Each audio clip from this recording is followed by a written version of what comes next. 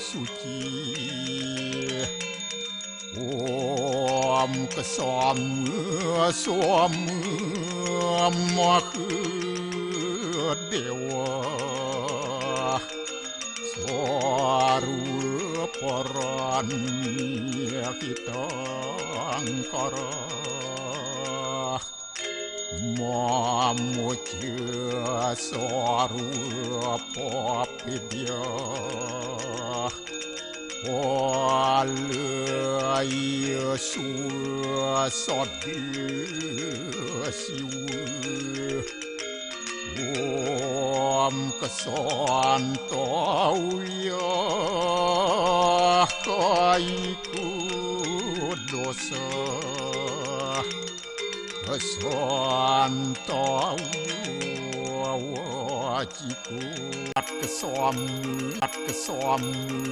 somam Om Santi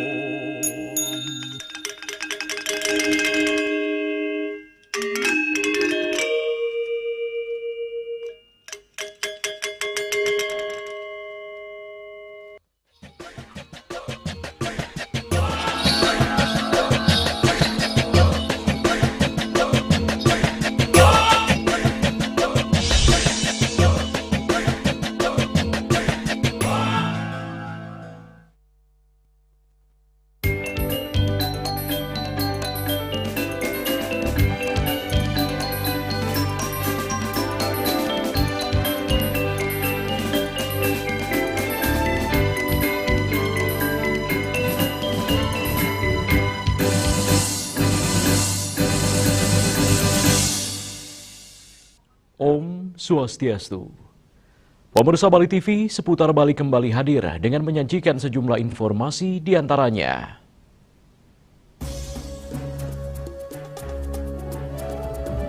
Penanganan abrasi pantai Kuta Legian Seminyak masuki tahap krusial.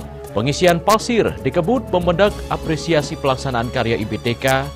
Sementara berikutnya pemirsa terkait dengan pemedak apresiasi pelaksanaan karya IBTK di Pura Besakih berlangsung lancar dan nyaman.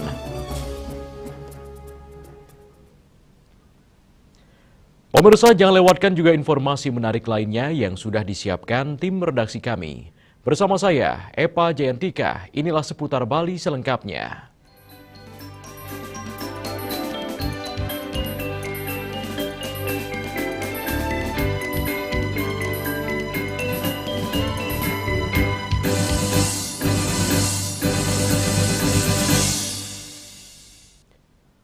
Pemirsa, abrasi yang menggerus garis pantai kawasan Kuta Legian Seminyak kini mulai ditangani secara masif. Proyek Bali Beach Conservation Project Fase 2 BBCP 2 untuk paket 2 Kuta Legian Seminyak Beach Conservation Works memasuki tahap penting berupa pengisian pasir dengan harapan mampu mengembalikan lebar pantai sekaligus menjaga aktivitas pariwisata tetap hidup.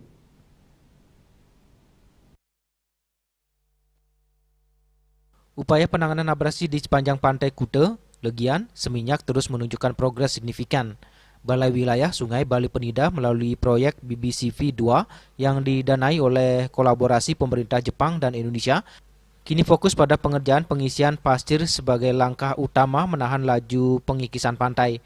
Ditemui Kamis pagi di kantor Balai Wilayah Sungai Bali Penida Renon Denpasar, Kepala Satuan Kerja PJSA Pelaksanaan Jaringan Sumber Air Gede Lanang Sunu Perbawo menjelaskan proyek ini tidak hanya bertujuan mengatasi abrasi, tetapi juga mengembalikan kondisi pesisir agar memiliki lebar pantai yang memadai bagi aktivitas masyarakat dan wisatawan.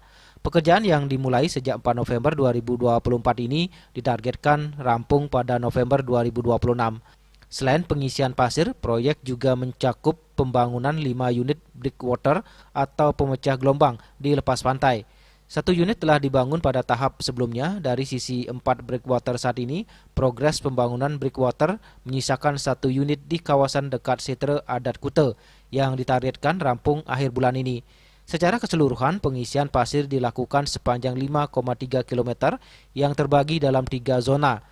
yakni Pantai Sekeh Zona 1, Pantai Kute dan Pantai Legian Zona 2, dan Pantai Seminyak Zona 3.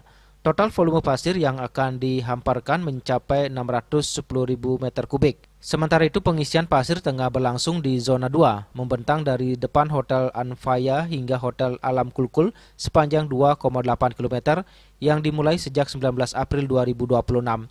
Material pasir diambil dari perairan tengah Laut Bali, sekitar 12 km dari garis pantai menggunakan kapal trailing suction hopper dragger atau TSHD. Kapal ini menyedot pasir dari kedalaman 40 hingga 50 meter, lalu menyalurkannya ke bibir pantai melalui pipa untuk proses pengisian pasir.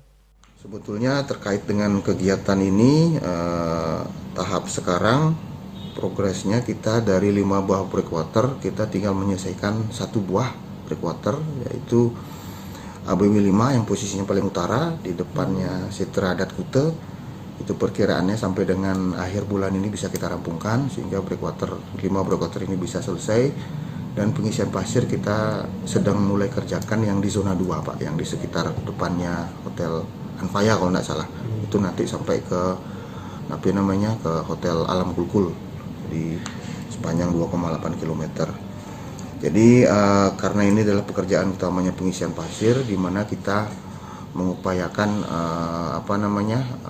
mengembalikan Pantai Kute Legian Seminyak bisa menjadi pantai berpasir, karena memang itu yang menjadi daya tarik wisatawan ke Pantai Kute Legian Seminyak ini. Tentunya nanti ke depannya pasca pelaksanaan konstruksi ini membutuhkan kegiatan monitoring dan pemeliharaan. Gede Lanang Sunu Perbau menyatakan proyek ini diharapkan mampu menjadi solusi jangka panjang terhadap abrasi sekaligus menjaga keberlanjutan kawasan pesisir pantai Kute Legian Seminyak.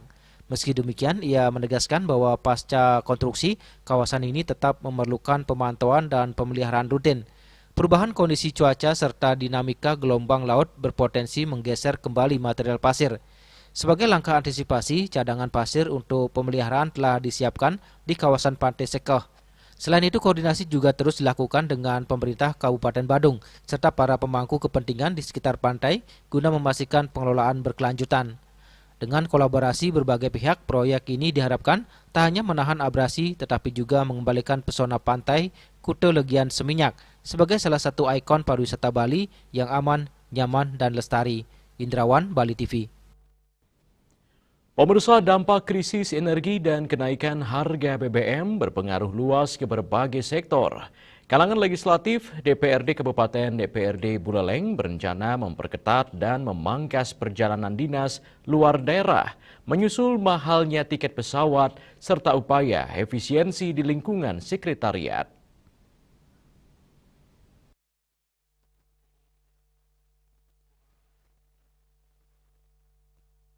Konflik di kawasan Timur Tengah yang memicu kenaikan harga BBM non-subsidi serta krisis energi global kini mulai dirasakan di daerah. Untuk mengantisipasi dampak berkepanjangan, DPRD Kabupaten DPRD Buleleng mulai melakukan efisiensi di lingkungan sekretariat Dewan. Langkah penghematan dilakukan melalui pembatasan penggunaan listrik, air, hingga pengurangan konsumsi BBM operasional. Selain itu, perjalanan dinas terutama ke luar daerah juga akan diperketat, mengingat tingginya harga tiket pesawat akibat naiknya harga aftur. Ketua DPRD Buleleng Ketut Ngurah Aryu mengatakan pihak sekretariat telah menerapkan efisiensi di berbagai sektor. Ia juga menghimbau jajaran Dewan menggunakan kendaraan roda 2 bila jarak tempuh dekat agar lebih hemat bahan bakar. Antisipasi situasi global yang tidak menentu tentang energi yang semakin langka dan berdampak sampai kita ke daerah. Kita sepakat dengan teman-teman DPR melakukan hal-hal yang bisa melakukan efisiensi, tidak dalam bentuk anggaran saja, tetapi dalam bentuk kegiatan yang nyata. Oke, teman-teman banyak yang berpikir bisa melakukan kunjungan, pakai satu mobil, kita bersama-sama. Artinya bentuk-bentuk seperti ini yang harus kita lakukan untuk mengantisipasi dan tahu masalah global ini terus berkepanjangan. Dan yang dekat, kita bawa sepeda motor dan sebagainya sudah kita lakukan. Termasuk juga kita sebagai DPR melakukan edukasi pada masyarakat bahwa berhemat itu penting. Hal-hal yang kemarin seperti listrik yang kadang lupa dimatikan, kulkas dan segalanya lah, tetap AC dan sebagainya sudah kita pahami bersama. Hal senada disampaikan Wakil Ketua DPRD Buleleng Made Jayadi Asmara. Ia mendukung langkah penghematan sesuai arahan pemerintah pusat. Bahkan menurutnya, pemerintah perlu menghadirkan transportasi massal guna menekan penggunaan kendaraan pribadi masyarakat seperti yang diterapkan di Jepang. Jayadi juga sepakat jika perjalanan dinas Dewan keluar daerah diperketat, menyusul mahalnya tiket pesawat akibat kenaikan harga bahan bakar minyak. Sangat berefek itu adalah instruksi untuk melakukan work from home. Ya, work from home itu sangat efektif kalau menurut saya, karena satu hari tidak masuk ke kantor itu banyak penghematan efisiensi yang bisa dilakukan. Ya, mulai daripada penggunaan air itu, karena walaupun air itu banyak air itu sumbernya itu dari air di bawah tanah, kemudian ditampung di di penampungan, kemudian itu tentu saja memerlukan energi listrik. Kemudian juga penghematan satu hari itu bisa menghemat penggunaan AC, kemudian menghemat lampu-lampu. Yasari Yuli, Bali TV. Sementara itu, pemirsa, Bupati Badung menyatakan hingga saat ini pihaknya belum menerima laporan resmi terkait adanya lonjakan signifikan jumlah penerima bantuan Hari Raya tahun 2026 di Badung mencapai 104.000 kepala keluarga. Meski demikian, pemerintah daerah tetap akan menelusuri penyebab terjadinya peningkatan tersebut.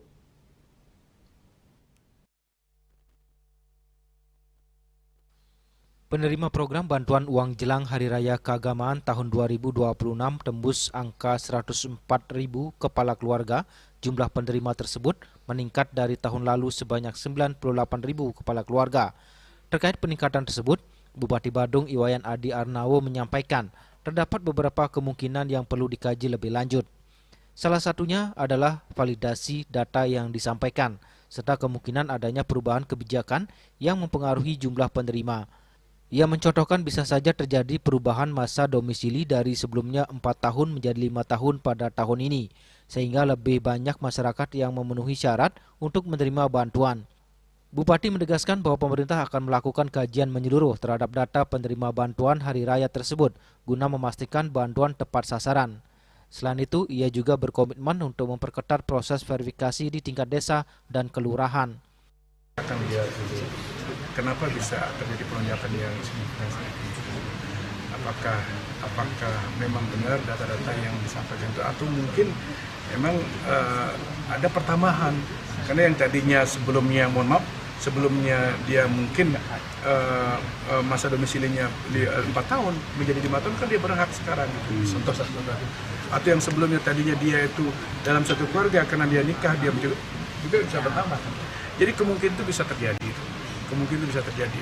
Yang penting kita tetap positif dulu melihatnya. Tentu kita akan tetap kaji nanti, lihat terhadap penambahan secara kuantitatif terhadap jumlah calon penerima daripada bantuan. Verifikasinya ini mungkin saya akan coba diperketat lagi, terutama verifikasi dari proses dari desa di bawah ini, baik dari desa kan melalui proses musdes, muskel kan ini. Apakah sudah benar-benar sesuai dengan kriteria yang sudah ditentukan dalam regulasi. Langkah ini diharapkan mampu meningkatkan akurasi data penerima bantuan serta memastikan program bantuan sosial dari pemerintah benar-benar diterima oleh masyarakat yang berhak. Yana, Bali TV.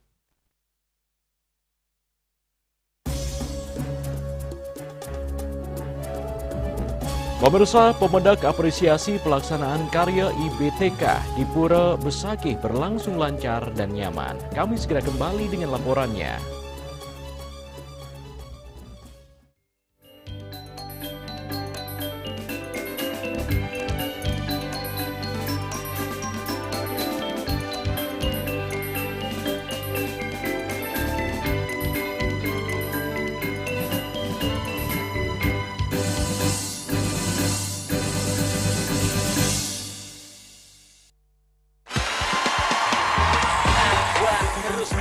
Seruput aduh. Luwak hitam baru dengan teknologi slow roasting bikin nyaman di lambung.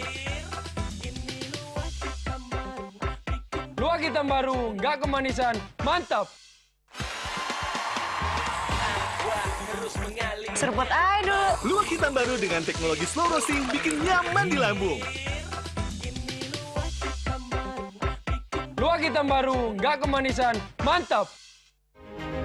Cat color dengan daya sebar yang luas, cepat kering, dilengkapi 39 pilihan warna. Kualitas dijamin terbaik. Cat color harga ekonomis. Ngepat juga. Ya. 4. Tumpang alit-alit lagi papat. Ngangen sampian busung metulang lindung wasani dengan bombayu kan waras kapital pop langsung personelipun 108 yang dipergunakan pada saat orang yang kena musibah di jalan kita memanggil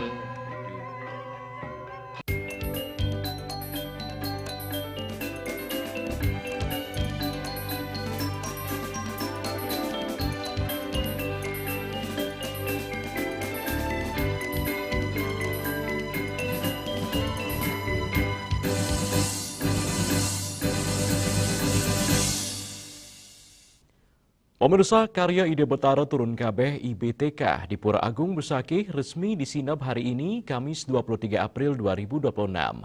Para pemedak memberikan apresiasi atas kelancaran dan kenyamanan karya selama IBTK berlangsung.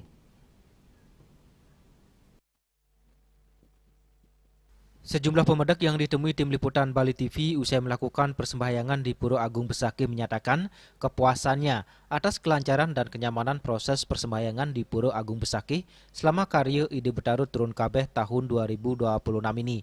Mereka menyatakan dari segi kelancaran lalu lintas, penataan arus pemedak, tempat parkir, antrian persembahyangan, dan yang terpenting adalah kebersihan sudah terkelola dengan baik. Penyelenggaraan IBTK tahun ini mengalami perubahan positif signifikan dibandingkan dengan tahun-tahun sebelumnya. Meski secara umum dinilai lancar, sejumlah pemedak memberikan catatan terkait penataan pedagang agar lebih rapi dan tertib, serta tidak mengganggu estetika Pura Besakih. Kesan tiang melihat sekarang Pura Besakih itu sangat-sangat mengapresiasi pemerintah, terutama Bapak Gubernur itu perkembangan sarana dan prasarananya sangat pesat sekali. Jadi terutama di sampah gitu. Karena tahun-tahun sebelumnya tiang lihat juga, tiang juga tanggil setiap tahunnya. Sebelumnya itu sangat prihatin sekali, tapi untuk tahun ini itu saya sangat bangga sekali karena perkembangannya sudah mulai pesat dan bersih.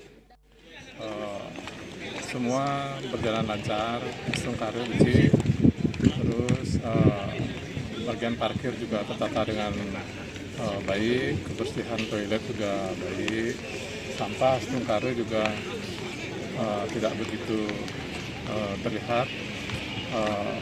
Mungkin untuk penataan yang lain seperti pedagang acung mungkin akan lebih diarahkan. Lancarnya penyelenggaraan karya Ide Betara Turun Kabeh tahun 2026 ini juga disampaikan oleh Kepala Badan Pengelola Kawasan Besakih, I Gusti Lanang Mulyarte. Selain kesiapan infrastruktur dan perencanaan yang matang, ketaatan pemedak mematuhi surat edaran Gubernur Bali terkait IBTK ini juga berpengaruh signifikan terhadap kelancaran, kenyamanan, dan kebersihan karya IBTK tahun ini. Fasilitas. Nah, yang ketiga kami rasakan dari sisi kebersihan. Nah, kebersihan juga sangat baik, mulai dari rahasia sampah plastik itu kita juga perketat sekali. Yang kedua adalah tim kebersihan juga berjalan dengan baik. Nah, yang ketiga dari sisi edukasi ke pemedak juga kita meningkat dengan pesat, dan keterlibatan masyarakat. Mulai dari siswa, Yohane itu sangat membantu, membau untuk ikut meresik di kawasan. Kepala Badan Pengelola Kawasan Besakih I Gusti Lanang Mulyarte menambahkan kelancaran, ketertiban, dan kebersihan yang terjaga berkat kerjasama dan koordinasi yang baik antar semua komponen dan kepatuhan masyarakat untuk menjaga kesucian kawasan Pura Besakih. Pencapaian ini akan terus dijaga dan ditingkatkan untuk memberikan pelayanan terbaik kepada pemedak. Riase, Bali TV. Pemirsa, kesadaran pemedak untuk tidak membuang sampah dan tidak menggunakan tas plastik sekali pakai pada karya Ide Betara Turun Kabeh tahun 2026 ini cukup meningkat. Hal tersebut terlihat dari menurunnya jumlah produksi sampah plastik selama pelaksanaan karya IBTK. Menurunnya volume sampah plastik pada pelaksanaan karya Ide Betara Turun Kabeh tahun 2026 ini dibenarkan oleh Ketua Panitia sekaligus Bendesa Desa Adat Besakih Jero Mangku Widiarte yang ditemui Bali TV di Pura Besakih pada upacara penyeneban Kamis 23 April 2026. Ia menyatakan jika tahun-tahun sebelumnya jumlah sampah sangat banyak, namun pada tahun 2026 ini berkat surat edaran dari Gubernur Bali, jumlah sampah plastik menurun cukup signifikan, mencapai 60%. Indikatornya terlihat dari produksi sampah plastik yang berkurang berkat ketaatan Pemedak mematuhi surat edaran Gubernur Bali terkait menjaga kebersihan pada pelaksanaan karya IBTK ini. Kesadaran Pemedak untuk mengurangi sampah plastik juga terlihat makin meningkat, di mana penggunaan tas plastik sekali pakai menurun drastis dan beralih menggunakan keben atau tas dari kain untuk membawa sarana sembahyang. Penurunan sampah plastik guna pakai nike kira-kira penurunan belum sampai 90%, apalagi 100% belum sama sekali. Kemungkinan turunannya itu adalah 60%. Masih ada umat-umat membawa sampah plastik, kemungkinan surat edaran, edukasi dan lain sebagainya belum nyampe.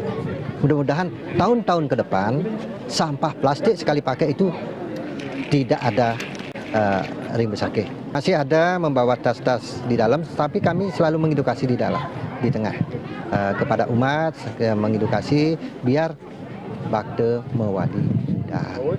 Jumlah itu sudah tinggi. Tapi turun dari tahun-tahun yang lalu, sangat turun dengan surat edaran. Kalau yang berserakan seperti tahun-tahun sebelumnya masih ada Pak?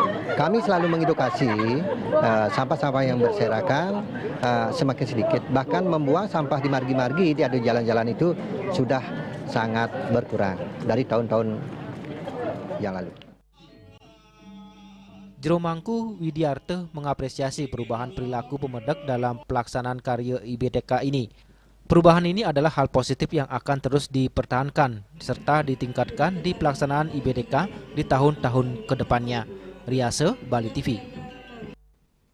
Pemirsa, Dewan Perwakilan Rakyat Daerah DPRD Kabupaten Badung menggelar rapat paripurna masa persidangan ketiga tahun sidang 2025-2026 di ruang sidang utama Gusana, kantor DPRD Badung pada Kamis 23 April 2026.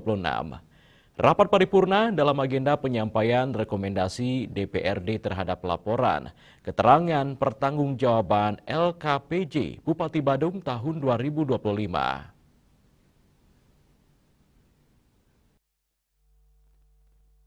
Rapat paripurna DPRD Badung masa persidangan ketiga tahun 2025-2026 dipimpin oleh Ketua DPRD Badung I Gusti Anom Gumanti dan dihadiri Bupati Badung Iwayan Adi Arnabo, para wakil Ketua DPRD, anggota DPRD, jajaran eksekutif, serta perwakilan organisasi perangkat daerah di lingkungan pemerintah Kabupaten Badung.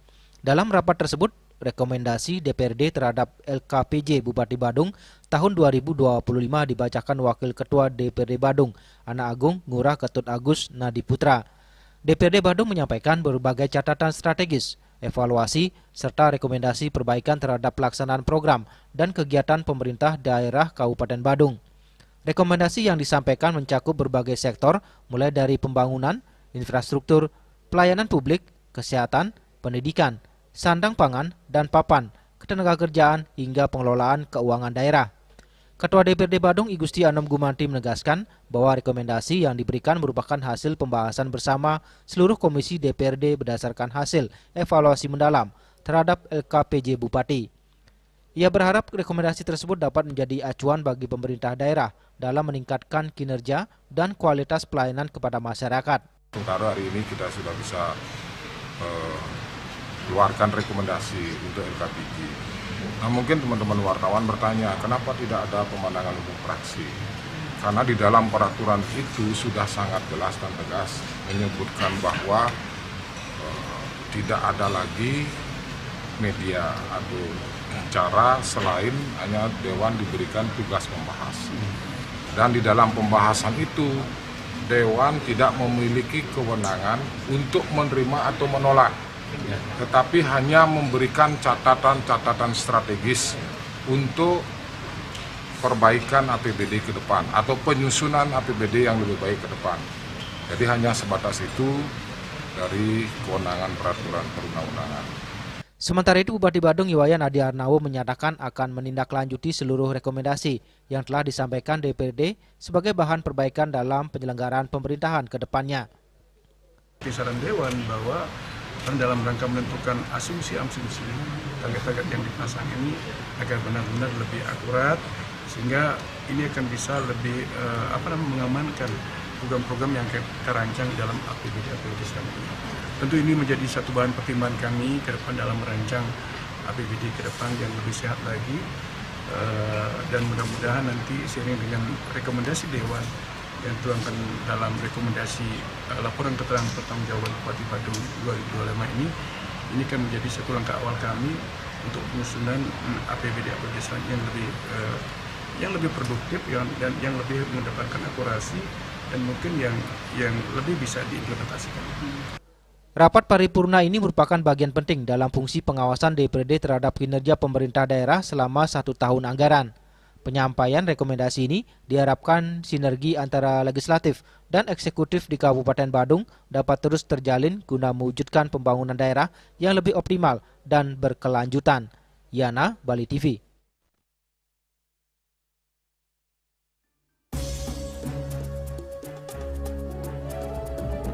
Pemirsa, kami akan segera kembali dengan informasi. Pemerintah targetkan proses lelang proyek PSEL akan dilakukan pada semester 1 tahun 2026.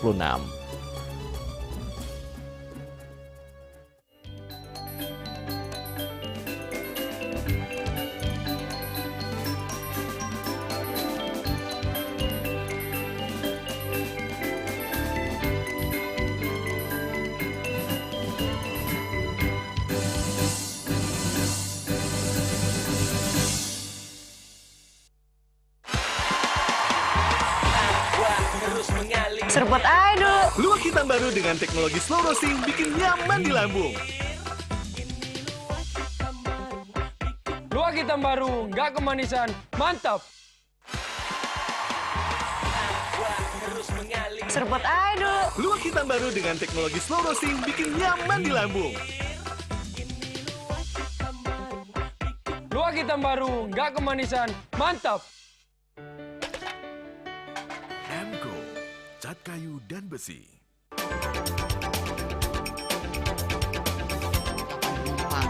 Pihak bandara telah melayani sebanyak 192.284 penumpang baik domestik maupun internasional. Suprapto mengatakan dari kunjungan wisatawan mencapai 3.000 pengunjung per hari tersebut.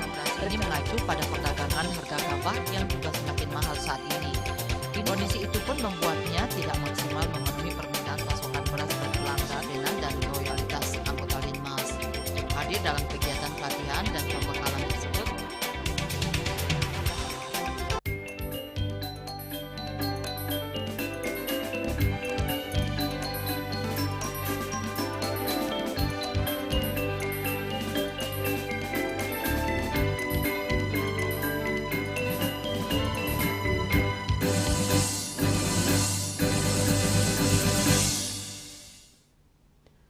Pemirsa, pemerintah mempercepat pembangunan pengelolaan sampah menjadi energi listrik melalui penandatanganan perjanjian kerjasama antara pemerintah daerah dan badan usaha pelaksana proyek PSL di 3 wilayah yakni Kota Bekasi, Bogor Raya, dan Denpasar Raya. Penandatanganan ini menandai penguatan tahap implementasi proyek di 3 wilayah tersebut.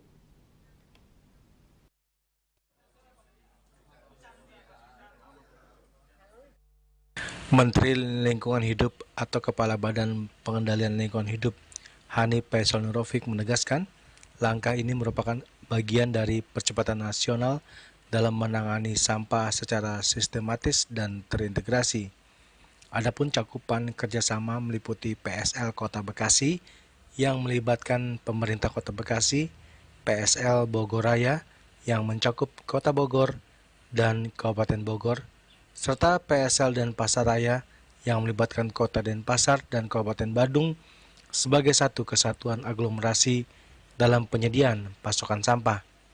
PKS menjadi instrumen utama untuk memastikan kepastian pasokan sampah sebagai bahan baku, sekaligus mengatur komitmen kerjasama antar daerah dalam satu kawasan aglomerasi dan BUPP agar kebutuhan operasional PSL dapat terpenuhi secara berkelanjutan. Jadi mulai dari kemampuan untuk melakukan perubahan perilaku, kemudian ketersediaan dana, kemudian kedulnya, ini yang harus dibangun oleh kita semua. Maka kita semua harus menggunakan semua instrumen untuk memaksakan skenario ini harus terjadi. Ya, jadi instrumen itu sudah diatur dengan detail di dalam Undang-Undang Nomor 18 Tahun 2008 berikut sanksi-sanksinya yang sebenarnya cukup sangat berat untuk kemudian harus menjadi tanggung jawab para pemangku pengelola sampah secara nasional. Jadi ini dasarnya.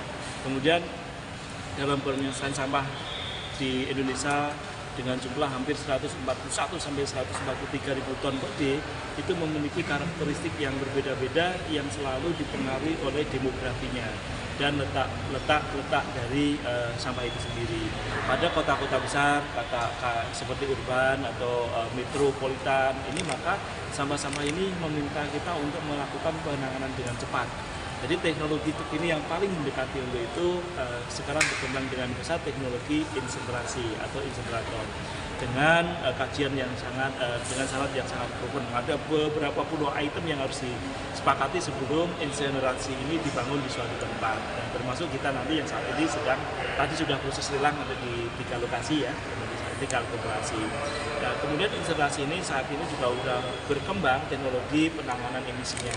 Ini yang kemudian akhirnya teknologi insinerasi ini mengalahkan teknologi gasifikasi. Dulu orang masih memilih gasifikasi, contohnya yang seperti di Surabaya itu gasifikasi karena dianggap lebih ramah lingkungan. Namun dengan berkembangnya teknologi penanganan emisi, maka sekarang insinerasi yang kemudian menjadi teknologi yang paling populer di. Pembangunan PSL direncanakan di 31 aglomerasi yang mencakup 86 kabupaten kota di seluruh Indonesia. Percepatan melalui penandatanganan PKS menjadi langkah krusial untuk memastikan proyek-proyek yang telah selesai lelang dapat segera direalisasikan.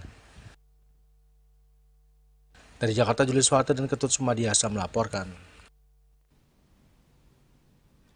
Sementara itu pemirsa, pemerintah akan melelang proyek pembangunan pengolahan sampah menjadi energi listrik PSEL di 12 wilayah pada semester 1 tahun 2026. Langkah ini menjadi bagian dari strategi nasional untuk mengurangi timbulan sampah yang sudah masuk mencapai titik kritis dan sekaligus menciptakan sumber energi baru terbarukan.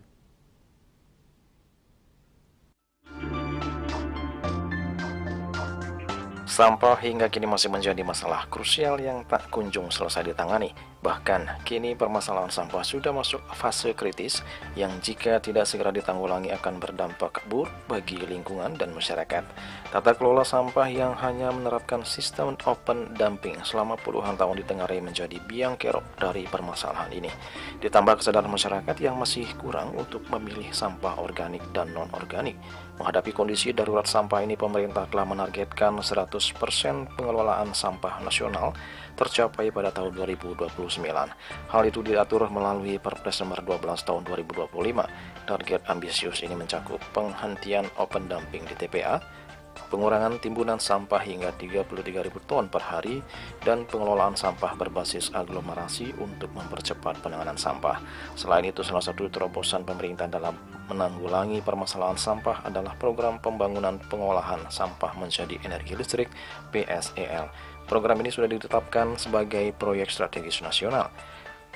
Sebagai tindak lanjut dari program PSEL ini, pemerintah melalui Danantara akan mulai melakukan proses lelang proyek pembangunan pengolahan sampah menjadi energi listrik PSEL pada semester pertama tahun ini.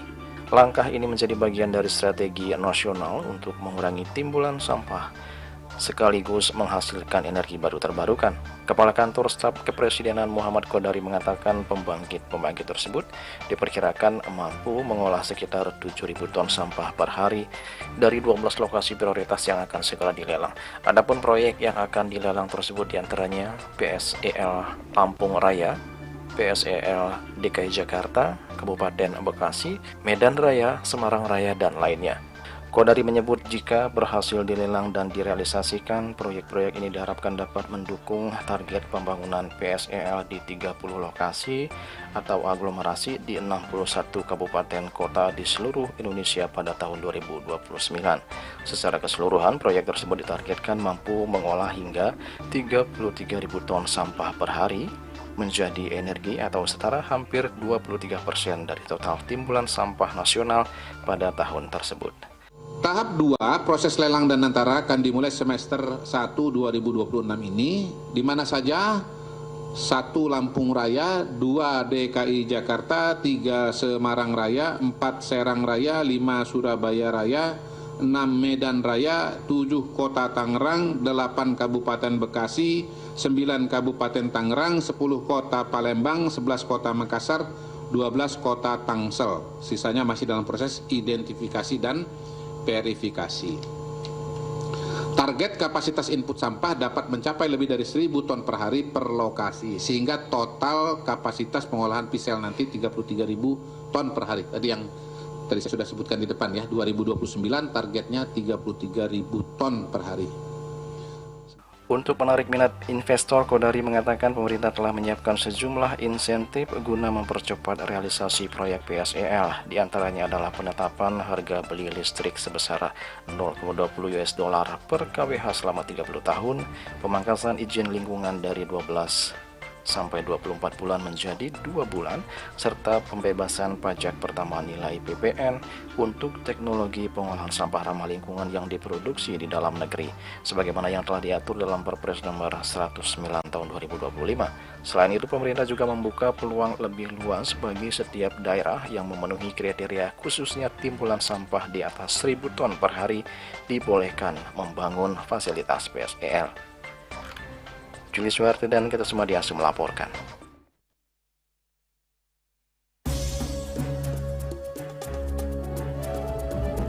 Pemirsa, siswa SD lompat dari lantai 3 pasar Desa Serangan diduga termotivasi game online. Kami segera kembali dengan informasinya.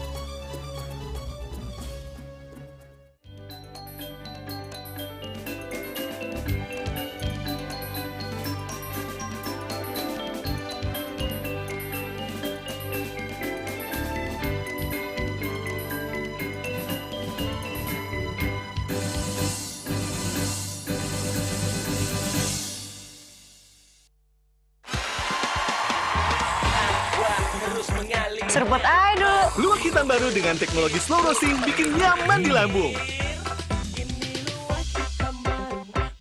Luwak hitam baru, nggak kemanisan, mantap. Serbot aja. Luwak hitam baru dengan teknologi slow roasting bikin nyaman di lambung. Luwak hitam baru, nggak kemanisan, mantap.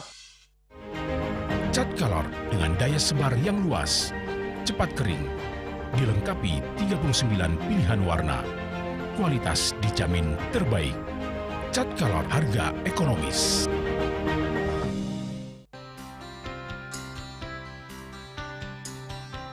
Puniki kemariang disampun anak kealit nek kulit.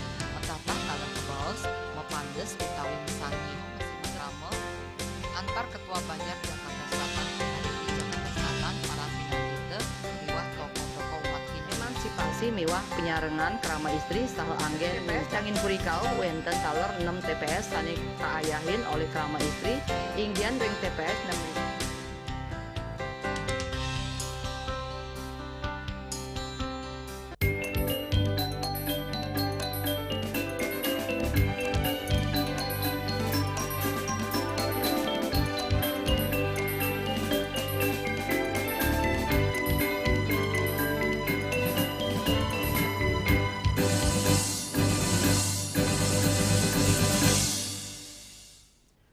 Pemirsa, peristiwa KA, siswi SD 13 tahun yang lompat dari lantai 3 gedung pasar Desa Serangan dan Pasar Selatan masih diselidiki pihak kepolisian. Dugaan sementara, korban termotivasi game online yang menyajikan adegan tragis serta membuat viral di media sosial. Kasatreskrim Polresta Denpasar Kompol Agus Riwayanto Diputra membenarkan peristiwa tersebut terjadi. Dari hasil penyelidikan sementara, tidak ada indikasi bullying.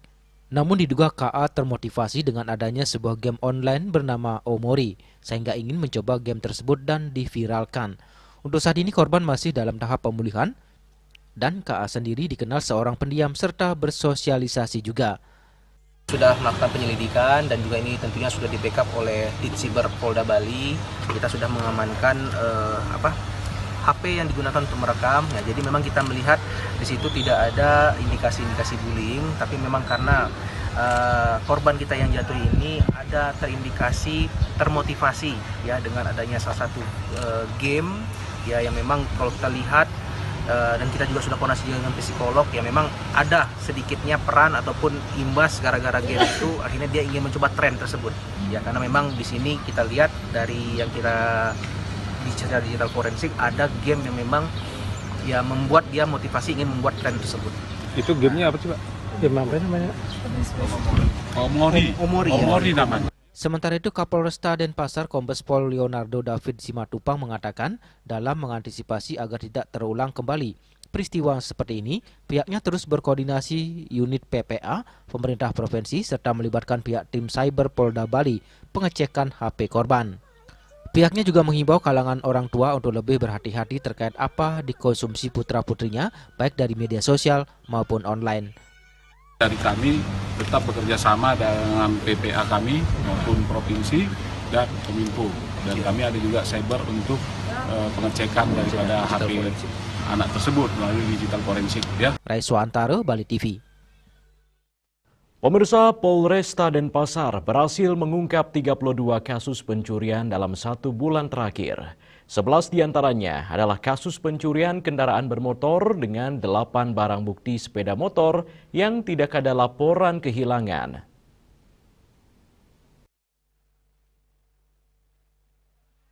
Kasatreskrim Polresta Denpasar Kompol Agus Riwayanto menjelaskan 8 barang bukti motor hasil curian tersebut didapatkan dari pengembangan kasus pencurian kendaraan bermotor yang berhasil diungkap jajarannya.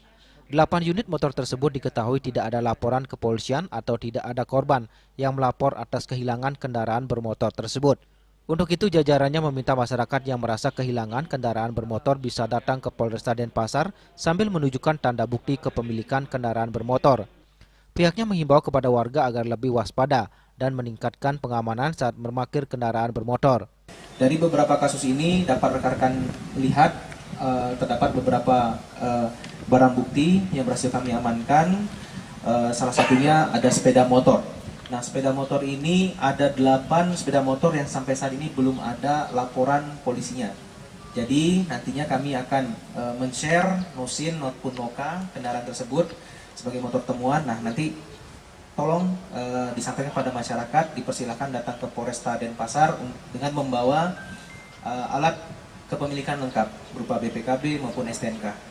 Selain pencurian kendaraan bermotor, Satreskrim Polresta Denpasar juga berhasil mengungkap 4 kasus pencurian dengan pemberatan, 1 kasus pencurian dengan kekerasan, dan 16 kasus pencurian biasa.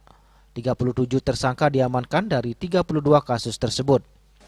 Total kasus yang diungkap oleh Polresta Denpasar beserta Polsek jajaran yaitu 32 kasus dengan total tersangka 37 tersangka dengan jenis kelamin yaitu perempuan 3 orang, laki-laki 34 orang dengan residivis, tidak ada pelaku yang residivis. Para tersangka dikenakan pasal 476 KUHP, 477 KUHP, dan pasal 479 KUHP dengan ancaman pidana maksimal hingga 9 tahun penjara.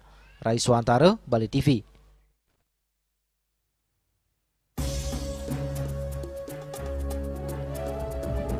Pemirsa jangan beranjak dulu, kami segera kembali dengan laporan tanaman obat sebagai konservasi lingkungan, pengurangan emisi karbon.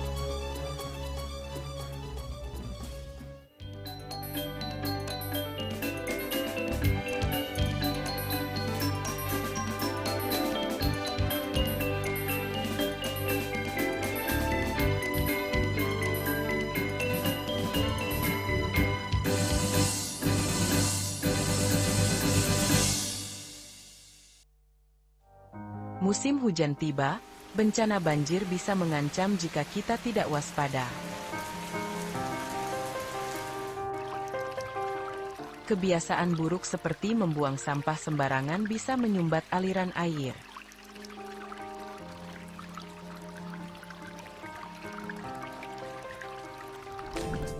Kita bisa mencegah banjir dengan bergotong royong, menjaga selokan bersih, dan menanam pohon.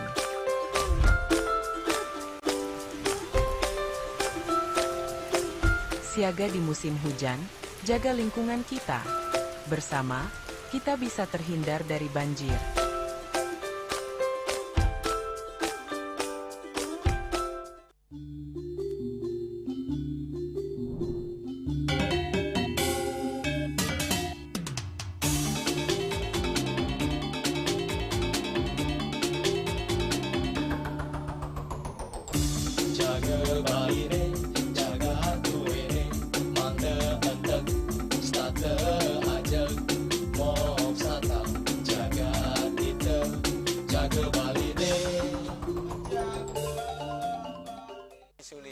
Pemangku peseraman tetap mengusahakan pendidikan moral. Budi pekerti suko wibawo tan kewawo dening pejah gereha astro gereha setri nangiten ya.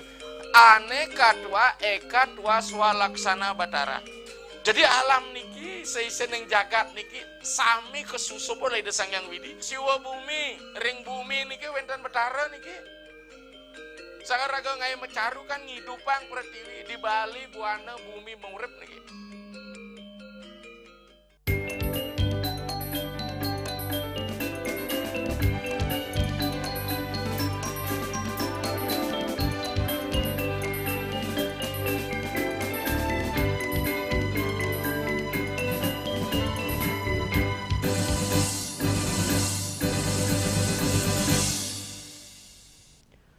Pemirsa, Kementerian Lingkungan Hidup atau Badan Pengendalian Lingkungan Hidup membentuk satuan tugas guna mengendalikan kebakaran lahan tahun 2026.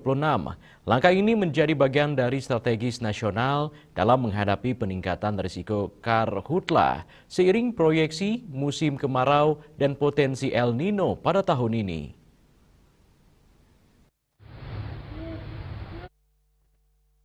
Menteri Lingkungan Hidup atau Kepala Badan Pengendalian Lingkungan Hidup, Hani Faisal Nurofik menegaskan bahwa pendekatan pengendalian karhutla harus berfokus pada pencegahan yang terstruktur dan terpadu.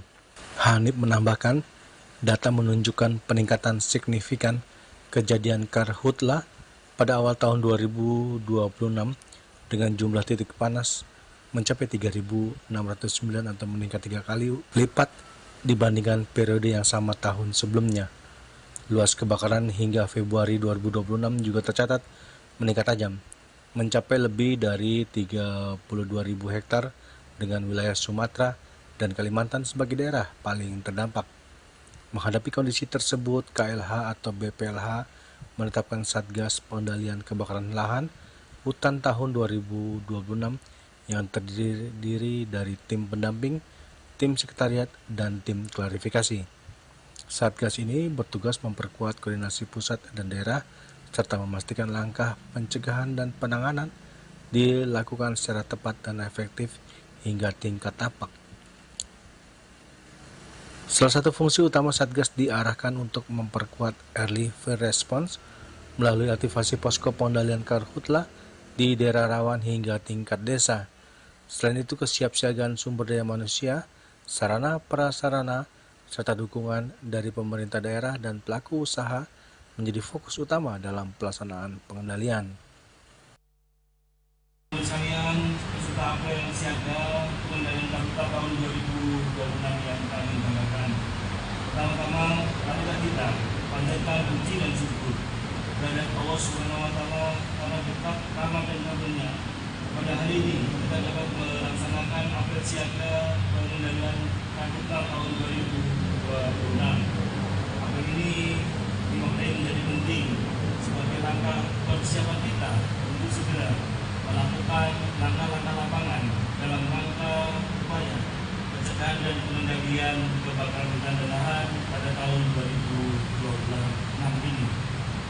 Tentu saja yang kami hormati, kita mengatakan bahwa sesuai dengan forecasting atau prediksi dari Badan Meteorologi dan Geofisika Republik Indonesia pada tahun ini, Republik Indonesia akan mengalami memasuki musim kemarau yang relatif lebih cepat dan berakhir relatif lebih lama. Perubahan pola ini sekali lagi bukan merupakan fenomena alam, tetapi sudah membentuk karakter iklim karena pemanasan global yang tidak bisa kita hindari. Akhir ini maka komitmen global untuk kemudian melakukan upaya bersama dalam penanganan perubahan iklim kembali harus dibangkitkan. Dengan keluarnya negara superpower Amerika Serikat dalam perjanjian Paris tentu berakibat cukup serius untuk upaya global dalam penanganan emisi gas rumah kaca yang berdampak pada perubahan pola iklim kita, sehingga BMKG memprediksi musim kemarau tahun 2026 akan berlangsung lebih kering dan panjang dengan indikasi El Nino lemah hingga moderat. Kondisi ini diperkirakan meningkat potensi kebakaran, terutama di wilayah rawan seperti Riau dan Kalimantan Barat, sehingga kesiapsiagaan harus diperkuat sejak dini. Dari Jakarta, Julius Warta dan Ketut Sumadiasa melaporkan.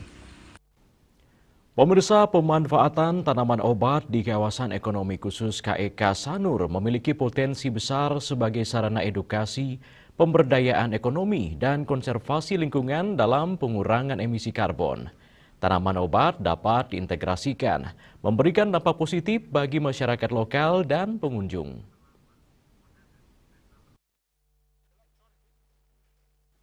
Seperti yang dicanangkan pada Pusat Edukasi Etnobotani atau Ethnobotanical Garden di kawasan ekonomi khusus atau KEK Sanur, dengan areal seluas 5 hektar dan memiliki 200-an tanaman obat dan tanaman langka, difungsikan sebagai ruang edukasi terbuka untuk memperkenalkan biodiversitas lokal melalui konsep tanaman edukasi, apotek hidup, atau wisata berbasis herbal. Tanaman obat tersebut akan dimanfaatkan untuk spa maupun restoran yang ada di kawasan tersebut. Tanaman obat di kawasan ini seringkali terinspirasi dari filosofi Panca Mahabhuta yang menyeimbangkan unsur alam dan kehidupan manusia. Tidak hanya menjadi simbol komitmen terhadap pelestarian lingkungan, tetapi juga bagian dari langkah nyata dalam mendukung keberlanjutan melalui upaya pengurangan emisi karbon dari penggunaan dry amenities. Hal ini mencerminkan dedikasi berkelanjutan dalam menjaga harmoni antara manusia, alam, dan budaya yang sejalan dengan nilai-nilai kearifan lokal Bali. Selain berkhasiat sebagai bahan pengobatan, juga berkontribusi dalam mitigasi perubahan iklim melalui penyebaran karbon dioksida atau CO2. Hal itu juga ditopang kepedulian individu-individu dalam The Heritage Associates dalam penanaman pohon pada Hari Bumi, karena pohon menjadi salah satu sumber kehidupan. Pohon itu adalah the source of life, jadi sumber kehidupan. Dari adanya pohon, karbon CO2 di udara itu dibantu dikurangi. Memanfaatkan tanaman obat itu untuk untuk spa kita yang nanti ada di Ethnobotanical Garden dan untuk restoran. Bukan saja sekedar ruang hijau, Ethnobotanical Garden dihadirkan sebagai tempat untuk kembali menemukan keseimbangan dengan bumi, dengan diri sendiri, dan dengan kehidupan. Setiap pohon menjadi simbol harmoni, merepresentasikan esensi Trihita Karana dalam sebuah lingkungan. Raiswantara, Bali TV.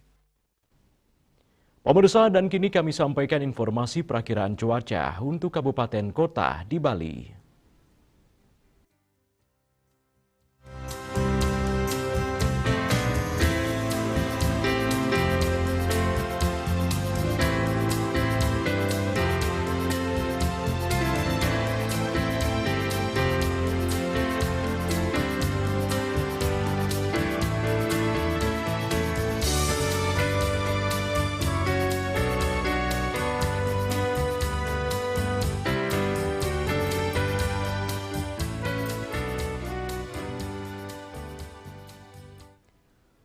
Pemirsa seputar Bali bersama Minya Apun Ganapati, Usada Bali Keluarga Sehat. Update terus informasi Anda dengan subscribe dan like YouTube channel Bali TV @newsbali.tv. Mewakili redaksi yang bertugas, saya Epa Jayantika pamit undur. Terima kasih atas perhatian Anda dan sampai jumpa. Om Santi, Santi, Santi Om.